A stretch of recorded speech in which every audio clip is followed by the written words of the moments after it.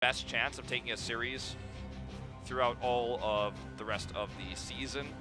We're going to Cursed Hollow as Feliz map pick. But yeah, G-Glove, if Feliz loses this, they will have virtually no chance of avoiding Crucible, so this is a very important match for them.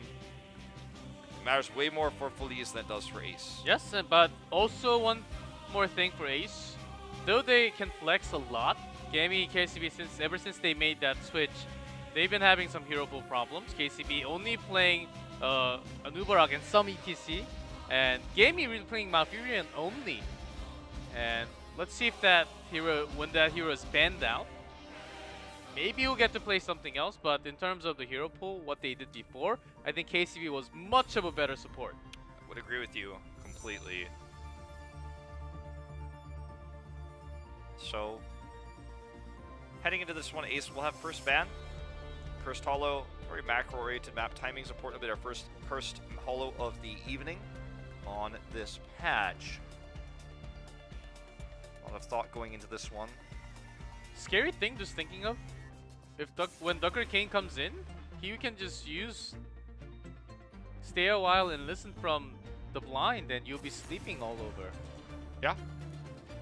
It's very, it can be very powerful, I think, in the hands of a pro gamer. I think in probably low-level solo queue it won't be very strong because people will not know how to utilize the sleep, the same way that Ana is very weak at low-level play, not only because of her high skill cap heals, but because the sleep you need to make sure the hero that is slept gets focused immediately or is ignored depending on the situation, so that the sleep stays for the longest duration possible. And it's the best CC. Stay a while and listen, and the more book you read, you go to sleep right after. So pairs up well.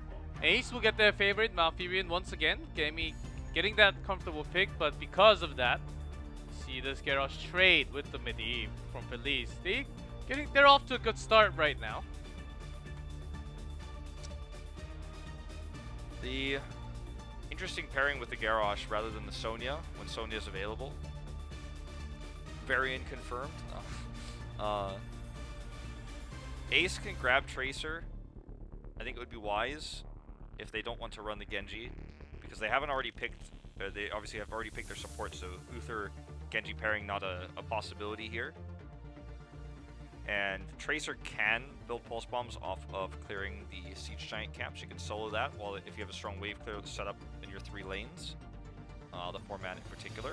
So, given that Feliz is so Tracer reliant in draft at the moment, I think that it would be a smart choice. But they grabbed the Dahaka twice. Now we've had Dahaka pre-second ban phase today. I think in terms of their solo lane, they used to play lots of Sonya, Ace I'm talking about. Dahaka is something, it's not new I would say, but in terms of the rarity of the heroes showing up for Ace, something else that they are trying actually with a Genji that doesn't really pair up the best with Malfurion. So this is something, definitely something else that Ace has brought into Game 1 here. Well, the Anubarak pairing we've seen executed by many teams, especially Ballistics, is removed. Strong for the map, so good ban here. And you can ban the Tracer here. It's a risky ban. There's a lot of other strong heroes available at the moment. Sonya is another great ban because you've already picked the Dahaka. Sonya is the safer ban because you know that she's the best top laner for the job. Great wave clear, or sorry, a great camp clear. And you've already got yours. So you're basically saying, okay, you now have a worse solo laner, no matter what. If you ban the Tracer, you're kind of playing a guessing game here about Feliz's priority on this new patch. Ooh, I think Ace was thinking ahead and banning Sonya, and also best hero for Hanaton, who plays Dahaka all the time, very passive player. Now he's off to an uncomfortable hero that he doesn't really play. I think he has almost only played Dahaka on this map. So targeting that solo lane super hard right now. Do want to point out that for Ace, their highest win rate hero, and the only hero that has above a 50% win rate with more than 1 game played is the Medivh. It's 2-1. Taken away from them. They are 1-0 with Genji. See if they can continue the perfect record, G-Clef. Greymane has double support here. Yeah, only 2 as you say. With the Medivh. So Feliz keeping that solo as a flex. Next one right after the Haka is Blaze. But unless Ace is going to bring out something like a Tracer, I don't think Blaze is the best option against the Genji. Let's see what other DPS and the tank that Ace is thinking here. Nubarak, of course. Yeah, we're looking for that second damage, though. Locking in the Nubarak very early. First damage will be cancelled mostly by the Force of Will. So maybe in terms of long sustained fight could be better. Well, they end up grabbing the Junkrat here at the end. A lot of poke, a lot of tribute, channel denials. A lot of discussion on that. So Frankel still has the well, I was gonna say has the potential to play Tracer, but he's gonna be playing the Grey main. So we're actually looking for a solo laner. Totally brain farted there for a second. Malthael is available, strong with the Uther, very good against the tanky frontline of Ace, strong in the matchup against the Haka. It doesn't offer anything in terms of boss control, and it's not a good comp to run last rites against. This could be a situation where if you want to control the macro, you actually go for like a weirder pick, like a Falstad or a Zagara. Talking about the weird pick, Hanton did play Zeratul a few times, solo lane. Maybe this is time to actually go into that back line and harass Junkrat, who will be just poking. And in terms of Feliz, unless they have the perfect ley line or the perfect poly, Junkrat will be free damaging from the back line. So there's that Zeratul. Zeratul, with his ability to track with his Vorpal Blade passive, can stick to a Genji, stick to a Dahaka, and a Nubarak. Series that are very tough to grab onto, and do a lot of damage, can mess up rotations with Void Prison. So, strong pick for this situation. Not a strong soul laner, but because they have Medivh, there's a lot of flexibility here. We've seen it with this pairing before. A decent success. I like the drafts of both teams, pretty reasonable. The Genji is the big question mark, though. With only Malfurion as support, will the Genji be able to get kills against such a scary, solid setup of tanky assassin with Greymane, the Uther against them, Garrosh, and Medivh Circle of Protection. Very difficult to utilize the Genji correctly in team fights. Can be a great way to help shut down and chase the Zeratul, and can be great at delaying tributes, but in a straight up 5v5 over a boss, for example, or in a fight for the tribute that you're losing that you need to win, it's not going to be very powerful in those moments. So it will certainly be pretty hard to get that job done. Certainly, right? But seems like Zeratul is actually going for that poking Q build once more. A good harass onto the back line can be quite threatening. Let's see if he goes for that Void Prison build, as there's no Tyrael. Not the biggest tool from Ace to actually counter that with the Void Prison. But in terms of CC, Ace has a lot, so maybe you're right about the Void Prison. If they end up getting very ahead because of the, if they start to snowball the game and have 10 first, they might go for Nerazim to try to kill Malfurion or Junkrat with that, with the extra kind of cooldown reduction there, just to resets. Because before 13, Malfurion is going to struggle against that type of harass, against a good Zeratul like Hanaten, so gonna be the weird top lane swap matchups going on right now. The Haka's bottom to deal with Medivh's Raven Soak, and Zeratul versus Genji's happening in the top lane right now. A little bit of harass going on up there. But you can see how much control of the caps Feliz will have with this Greymane pick that just is not there for Ace. They have to commit so many more members to clear the night camp right now. But a good thing is that Feliz does not really have any crazy wave clear, like Zeratul, OJ here with Garrosh at the bottom Medivh, so they're not going to be pushed too far.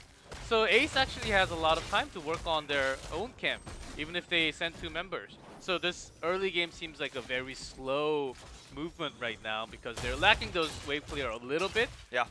But in terms of camp control, with the Grey main, I think Feliz will overall have the better back room. Yeah, Zeratul can always rotate over into a camp too, or help a camp very quickly and get back to the action.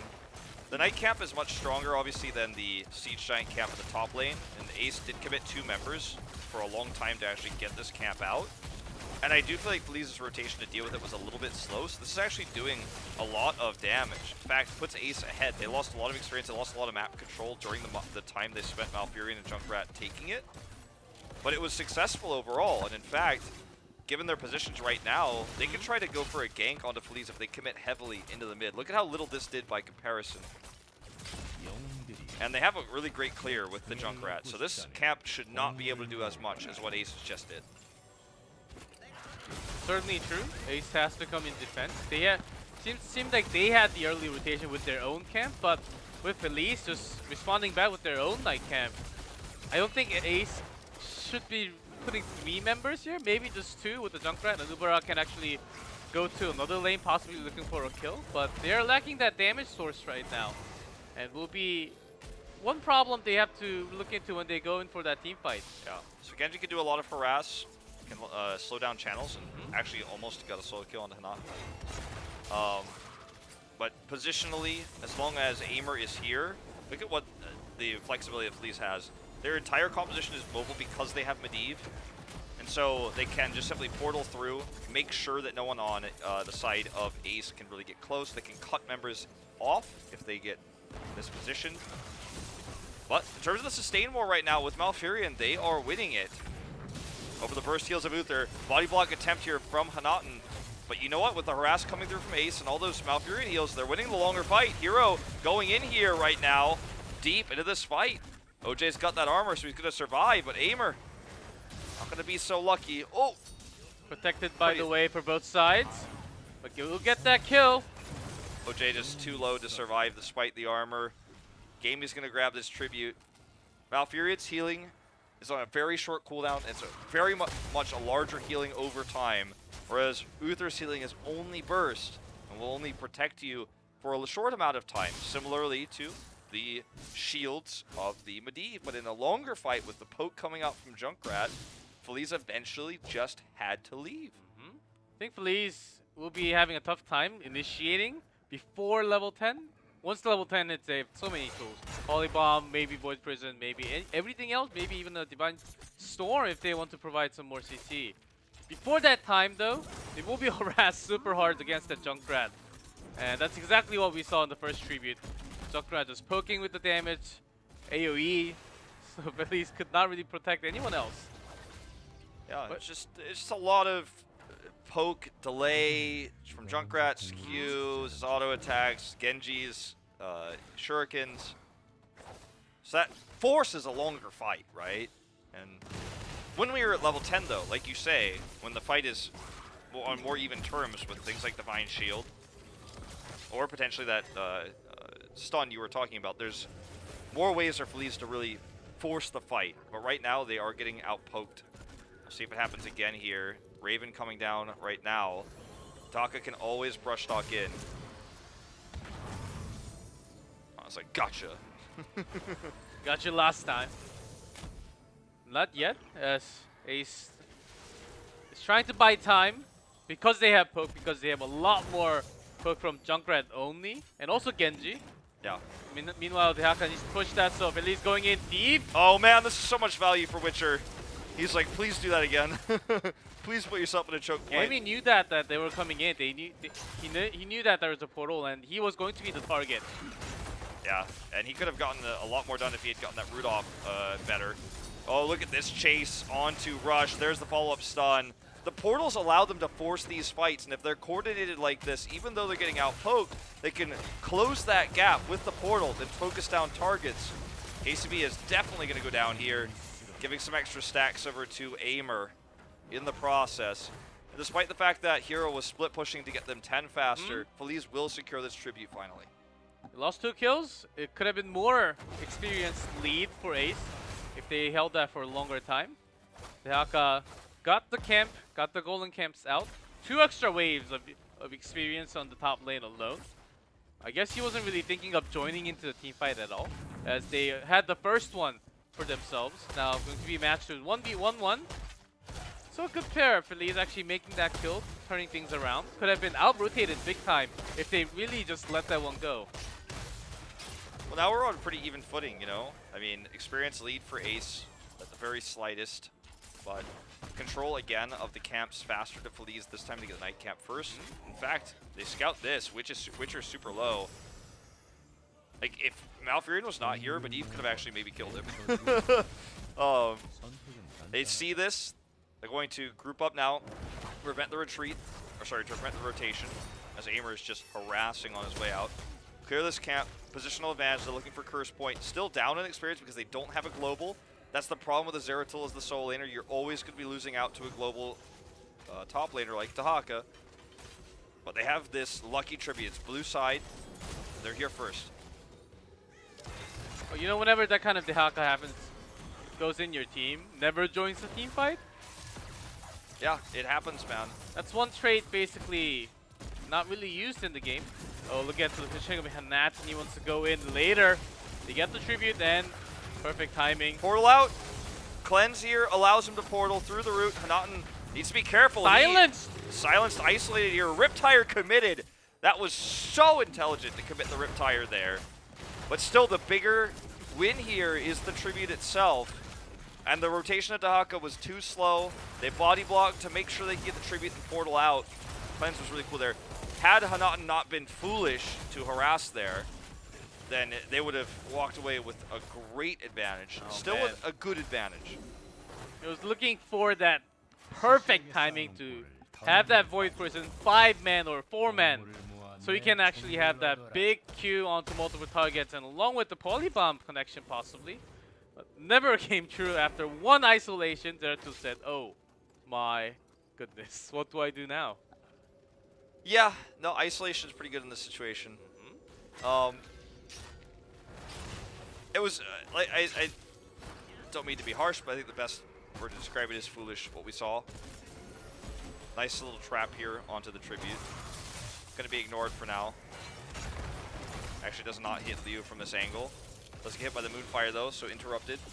Meanwhile, Dahaka is leading the soak, but if they lose this tribute, they lose Curse, and then they will lose much more than Dahaka soaked all game long. So they need to make sure that this does not go through. They need to delay so long. Brushstock should be available. This is basically their team comp to harass with the long-range skills and let Dahaka push the whichever lane he's pushing. There's a Riptire. Oh, grabbing Frankel here would be huge. He actually uses the balls to try to escape, but he gets caught. Void here is not going to save him. Twilight Dream committed. Ace just so willing to use their heroics to make sure that the kills come through.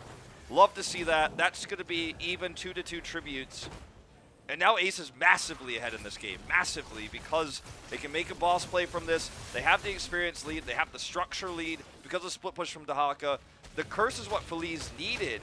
And Hero was able to get that kill onto Frankel. Very well played. It's going to be a traded boss, sure, but Dahaka's still getting that extra soak. Of course, Genji was off to the side, but Riptire was the one that really started all the dispositioning of Feliz. Greymane was out there alone because of that Riptire. He wanted to be away from the damage, and he was alone. Tried to make an escape from the boss, but not even close. Twilight Dream picked that kill off. Great job. Without the Greymane, Feliz is losing lots of their damage. It's really interesting. This is actually how this map was played in 2015. By every team in Korea to just make a poke comp and then try to out-soak the enemy. So you'd have like two people poking each other in tribute. Tributes would get taken so late while everyone else is just soaking. But Ace is making this work really well. The Dahaka flank, if it gets a kill, you can still get the tribute after having that experience lead, talent tier lead they had as well. Coming in deep here is KCB, gets grabbed there. Already used his burrow charge. He's very low, gets killed by Hanaten. This is not looking good for Ace. Polybomb coming through here. Protection only going to last a little while here as they do commit in further. Portals up. They want more. Interrupting that Twilight Dream means Malfurion gets taken out. Good groundbreaker there to make sure that happens. This is going to be Curse. Ooh, looking for more possibly. Rush goes out, but I don't think Witcher is going to be safe. Riptire almost got a kill onto Hanaten. Well, this boss is now suddenly way more powerful than it was before because two are dead and... Only with 20% HP? Yeah, even though it only has 20% HP, it's going to force a huge reaction. It's still... The boss might as well be full health if heroes don't come down there. There's no minions to harass it. There's no structures. That's a dead Genji. Mobility options where? High mobility heroes? I don't think so. Not when they're chain stunned. Only Dahaka's bottom, so they're getting a lot out of this curse. A typical Genji in every game. Our Genji versus their Genji. Yes, usually that's their Genji play, not our Genji for certain. OJ actually doing a great job on the Garrosh. When he loses those favorite heroes, oftentimes he has some painful time in the front line, but actually making plays, walking into the portal, really having the mobility from Medivh. Ace is having a tough time trying to react against that portal all the time, especially when they're on a retreat, like we saw on the top. Yeah, the roots need to be better to prevent this from happening. The Malfuri needs to make sure the roots are on top of the portal the second it's placed. Because even if you root immediately on the portal, the first hero should get out, but the rest of them, it's kind of a toss-up how quickly they went into the portal while the root expands. And if you root the portal every time, it becomes a lot more difficult to use this type of play. You might have to, you might even force like a cleanse to be used to actually have that dive be successful. Range damage is the problem for Feliz, but when they could just send 5 people into a portal and close that distance in a second, if you don't have any sort of counterplay for that, whether it's the Impale follow-up or the root, then they are going to kill your backline like this immediately. Junkrat immediately taunted right after this. Uh-oh, suddenly there's more people here. Polybomb, and then you got a dead hero, maybe 2. Oh, body the toss for the body toss. block. That was so sick. And Cocoon also basically wasted. Franco manages to escape. 1 CC could have been actually a kill traded for Ace, but not even close with that portal. Aimer's doing a fine job protecting his teammates. So now this push is gigantic against basically no range pokes at all. Yep. Junkrat dead, Malfurion dead. Shurikens, man, that's all they got. Rush is doing what he can. Dashes through, hits everybody, but that's going to be all he's got. It's going to be a dead keep. Easily. Portal's already up. Time to walk out. Cool teams don't look at keep explosions. Almost seemed way too easy. With those portal making engage. Circle of Protection will be a good tool against Twilight Dream if it lands at the perfect time. Now that I think of it, there are lots of AoE damage and CC from Ace.